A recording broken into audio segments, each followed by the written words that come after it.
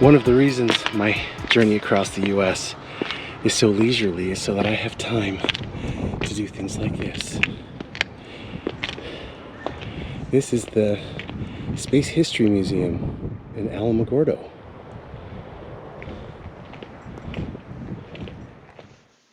The Space History Museum was a really fun stop and well worth the admission price of just $8. The displays are interactive and very informative, and the views of the valley below are amazing. I gotta say, I absolutely geeked out on the appreciation of Star Trek and how the TV show has influenced our view of space. I had to explain what a tribble was to other visitors who were there, and I really enjoyed stepping into a life-size transporter. Creeping up on Carlsbad Caverns, I had no idea that Roswell was so close to Alamogordo. So of course, I ventured a side trip to check it out. I achieved a new record going over the mountain pass to Roswell. This is downtown Roswell, New Mexico. Alien capital of the world, I guess we'll see. But there was a huge tailwind pushing me here. Those of you who tow know that wind really makes a difference in your mileage. This is a record. I filled up this morning in Alamogordo, came over a 7,500 foot pass into Roswell, and look at my mileage. If you can see that. 16.9. I usually get 12.4, and this is coming over a mountain pass too. Getting 16.9. I felt like I was like in a huge air current or something like that. It was like something was pushing me here. Anyways, that is a driving record right there for me when towing a trailer. 16.9 miles per gallon on average. Roswell takes the "Are we alone in the universe" issue very seriously. It's funny how the very close by Space History Museum in Alamogordo made no mention of Roswell. Is it a conspiracy? Well, I visited the UFO museum, and I gotta say that I'm just not sure anymore. Is it Roswell's ploy to generate tourism dollars through popularizing a myth? Or are we really not alone in the universe? You decide? So if you're visiting Roswell, no doubt, take a look. They take this issue very seriously. Okay, enough in Roswell. Time to find some lodging, so I went to the visitor center to see what my options were. Okay, everybody, I am in the Roswell, New Mexico Visitor Center, and this is Cammie. And Cammie, so friendly, so helpful. She directed me to a number of places to stay tonight, including Bottomless Lake State Park. Yeah, that was awesome. Great suggestion. Bottomless Lake State Park was beautiful and only 15 minutes east of Roswell. It had large sites with covered picnic areas, hookups, lovely views, and it also had mountain biking trails. I recommend this park, but no drone flying here, darn it. I'm itching to fly my drone sometime soon. They only accept reservations, so you need to go to recreation.gov even if you're arriving the same day. Carlsbad Caverns is about 2 hours south of Bottomless Lake State Park. I got this ominous windstorm warning on my phone. 80-mile-per-hour gusts? Really?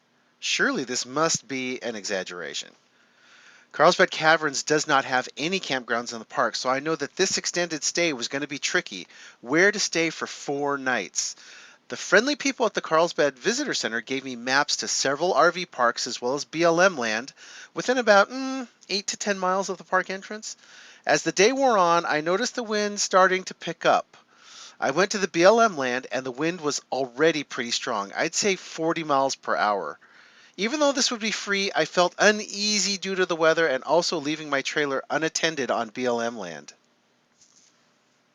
I decided camping for free, but without hookups for 4 nights was probably not the best idea. So I went on to White City, which is just outside the park entrance, so that location was perfect.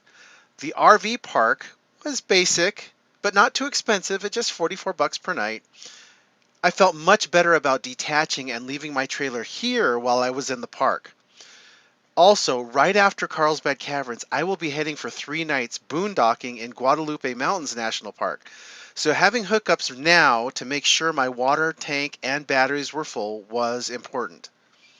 This park was also somewhat sheltered from the wind, but I couldn't say how much because the wind continued to worsen throughout the day. And the area is experiencing 40 to 50 mile an hour winds with 80 mile per hour gusts. I don't think I've ever been in wind this strong before, but it shakes the whole trailer when a gust comes through. So I don't think I'm going to get a nap.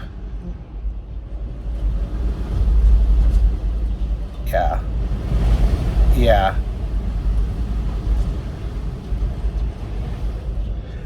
I pulled in the slide out just because I saw the awning over the slide out just kind of flapping, and I didn't want to get torn or even worse, get somehow ripped off. But yeah, Mother Nature. Mother Nature was also impacting things back home. Mitchell sent me this picture from his place, and this is a picture outside my back door. Looks like we were all being treated to Mother Nature's finest at the same time. Mom and Dad first visited Carlsbad Caverns in 1959, and they passed on their love of camping to us kids. When I found these pictures, I asked my mom where my oldest sister Ione and brother Rob were because they would have been toddlers at the time, and Mom said, "We must have left them down there," which I thought was hilarious. Mom and Dad brought the family back to Carlsbad Caverns in our family RV when I was just 12 years old. Here's a picture, and yes, that's me. I was an explorer starting at an early age, I guess.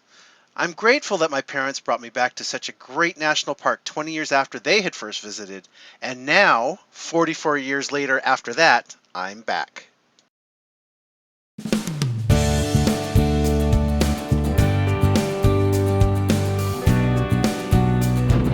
Remember when I mentioned those windy conditions that were predicted? This is it. This is a map of the caverns. There are two ways down to the caverns, which are 750 feet below ground. You can take the elevators, or you can hoof it down or up through the natural entrance. This is where the bats enter and exit the cave, but they are hibernating this time of year, which makes for much less crowded conditions. The natural entrance hike is about 1.25 miles long and very strenuous. The paved paths around the cave floor add about another 1.25 miles, so total is 2.5 miles. This is the natural entrance for Carlsbad Caverns National Park. I'm going to try hiking down there, 750 feet to the cavern, and then I'm going to try hiking back up. I don't see many people coming back up, so it's a little scary, but I was talking to a visitor up there saying, I'm going to do this, and she was like, I wouldn't try it. And then I was like, next time I'm here, I might not be able to do it, so I'm going to do it. And then she was like, okay, you go. Let's do this thing.